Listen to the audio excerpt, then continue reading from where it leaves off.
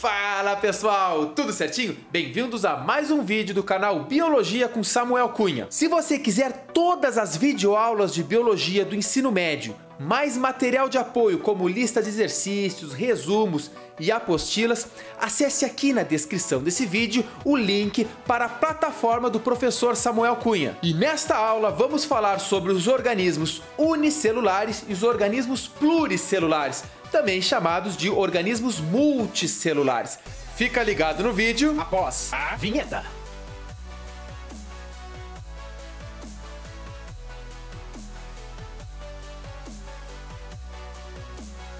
Pessoal, para começar falando dos organismos unicelulares e multicelulares, eu preciso que você se lembre de uma coisa, da teoria celular. Essa teoria celular diz que todos os seres vivos são constituídos de pelo menos uma célula. Ora, os organismos que possuem apenas uma célula são os organismos unicelulares, enquanto que os organismos que possuem mais de uma célula são chamados de organismos pluricelulares. Mas te liga, pode vir também como o nome de multicelulares. Inclusive eu prefiro multicelulares do que pluricelulares. Agora você imagina um organismo constituído de apenas uma célula, microscópico. Você tem que saber que essa única célula desse organismo desempenha todas as funções vitais para ele. É difícil a gente entender, né? Porque nós, por exemplo, que somos multicelulares, nós temos células responsáveis pela visão, outras células responsáveis pela contração do músculo, outras para a digestão, ou seja, cada célula nossa está agrupada em um tipo de tecido. Esses tecidos formam os órgãos em estruturas extremamente complexas. Agora você imagina um organismo, por exemplo, um protozoário unicelular, que somente esta célula desempenha para ele o papel de locomoção, se for o caso, ou de alimentação, ou de percepção do meio ambiente em apenas uma célula. Coisa de louco, né? Mas então, para você entender perfeitamente a diferença, exemplos e tudo que é importante sobre os organismos unicelulares e pluricelulares, eu vou falar de cada um deles especificamente.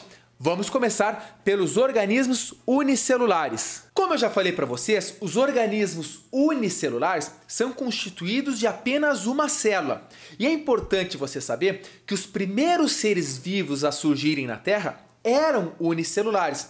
E, gente, acredite, durante a maior parte de existência da Terra, de vida na Terra, todas as formas de vidas que aqui existiam eram de organismos unicelulares. Os multicelulares surgiram muitos milhões de anos depois. Por mais que eles sejam unicelulares, eles podem fazer reprodução sexuada ou reprodução assexuada. E aqui você precisa se lembrar de uma coisa. Reprodução sexuada não significa que é o ato sexual, como a gente imagina muitas vezes. Pessoal, reprodução sexuada significa que há troca de material genético. E inclusive as bactérias fazem isso. Existem organismos unicelulares procariontes e organismos unicelulares eucariontes. No final dessa aula eu explico um pouco mais a diferença entre cada um deles. Além disso, organismos unicelulares também podem ser autótrofos ou heterótrofos. Lembrando, organismos autótrofos são aqueles que fabricam o seu próprio alimento. Por exemplo, algumas algas unicelulares que fazem fotossíntese. E os heterotróficos ou heterótrofos são aqueles organismos que não conseguem produzir o seu alimento e, portanto, se alimentam de outros seres vivos. Nesse caso, por exemplo, os protozoários. Os protozoários são heterótrofos, então eles se alimentam de restos ou inclusive de outros seres vivos. E agora anota aí, gurizada, os exemplos de organismos unicelulares são as bactérias, todas as bactérias inclusive, os protozoários, todos os protozoários, lembrando que bactérias são procariontes, os protozoários são eucariontes. Além destes exemplos, também tem alguns fungos unicelulares e algumas algas também são unicelulares. Beleza, agora você já sabe todas as principais características e exemplo dos organismos que têm apenas uma célula, unicelulares. Agora eu vou falar para vocês dos organismos multicelulares. Fala logo, meu! Então vamos lá. Os organismos multicelulares, como eu falei para vocês, possuem mais de uma célula. Na verdade, por exemplo, nós possuímos trilhões de células.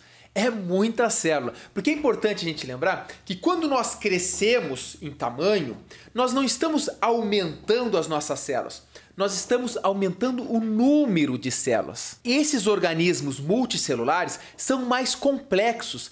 Cada uma das suas células estão organizadas em tecidos ou até mesmo em órgãos. E esses órgãos conseguem desempenhar papel muito mais complexo do que aquela uma única celulinha dos organismos unicelulares. Agora é importante que você se lembre. Os poríferas são organismos multicelulares, são animais muito primitivos, só que estas células dos poríferas não estão organizadas em tecidos, ou seja, cada uma das células das esponjas, dos poríferos, trabalham independentemente das outras. Algo muito importante dos organismos multicelulares é que eles são eucariontes. Todos eles, não existe multicelulares procariontes. Eles são mais derivados do que os organismos unicelulares. Dizer que eles são derivados é diferente do que dizer que eles são mais evoluídos.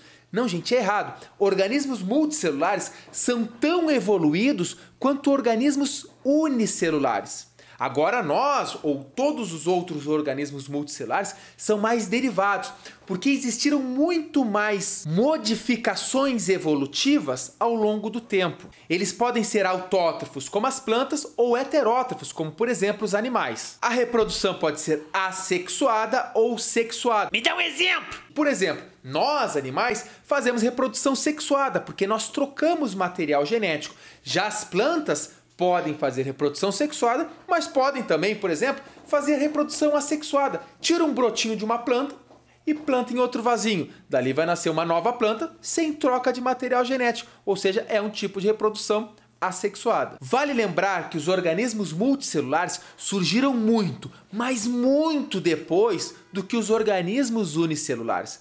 Como eu falei para vocês, a maior parte do tempo de vida aqui na Terra foi apenas de organismos unicelulares. Depois que houve modificações, e essas células que foram se modificando se tornaram células eucarióticas, e aí então possibilitou o crescimento, o surgimento de organismos multicelulares. E para finalizar, os exemplos de organismos multicelulares são os animais, as plantas, algumas algas e alguns fungos. E agora, para deixar a aula completinha, eu vou falar de algumas vantagens que a organização multicelular trouxe para esses organismos. A primeira delas é a diferenciação celular para o mesmo ser vivo. Que nem nós temos células responsáveis pela visão, pelo impulso nervoso, pela musculatura, pela contração, no caso, por formação de ossos. Ou seja, a multicelularidade trouxe a possibilidade dos organismos terem maiores complexidades devido a essa diferenciação celular. Os multicelulares também acabaram tendo maior tamanho, maior eficiência energética, a capacidade de adaptação a outros ambientes e, além disso, os organismos multicelulares têm uma maior autonomia ao meio ambiente, ou seja, não são totalmente dependentes às variações ambientais. Veja bem, se você tem uma célula, uma bactéria, e essa bactéria que obviamente não controla a temperatura do corpo dela, se fica mais quente ou se fica mais frio, imediatamente ela morre. Já os organismos multicelulares, é óbvio, dadas as suas limitações, eles suportam mais essas variações ambientais. Agora, gurizada, se você quiser se aprofundar um pouco mais no estudo, essa é uma aula bastante de introdução à biologia, eu te convido a assistir outras videoaulas que eu possuo no canal. Obviamente, se você está estudando organismos unicelulares e multicelulares, é importante que você estude também os organismos eucariontes e os organismos procariontes, como eu falei para vocês no início da aula. Então acesse aqui esse link que você vai ser direcionado, clique aqui nesse botãozinho aqui, que você vai ser direcionado para a minha aula de células eucariontes e procariontes. Também é importante que você entenda a diferença entre células animais e células vegetais, então ela também está aqui nesse card, é só clicar. E por fim, eu também tenho aula de membrana plasmática, de transporte pela membrana plasmática e de organelas celulares, obviamente as organelas que estão lá dispersas no citoplasma das células. Todas essas aulas estão aqui nos cards e vão completar o seu estudo. Então é isso aí, gurizada. Espero que essa aula bem simples tenha sido importante para você, que você arrebente na sua prova de ensino fundamental, de ensino médio, no Enem e nos vestibulares. o professor Samuel Cunha tá contigo para estudar biologia. Se você não for inscrito no meu canal, clique ali no botãozinho, não deixe de deixar o teu like felpudo e vamos juntos estudar e gabaritar a biologia. Fica aqui a todos o meu grande abraço e até o próximo vídeo.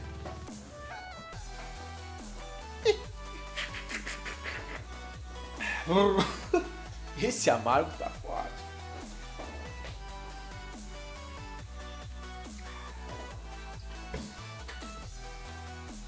E por fim, eu também tenho célula de membrana plasmática, tenho célula de membrana plasmática, tenho célula de membrana plasmática.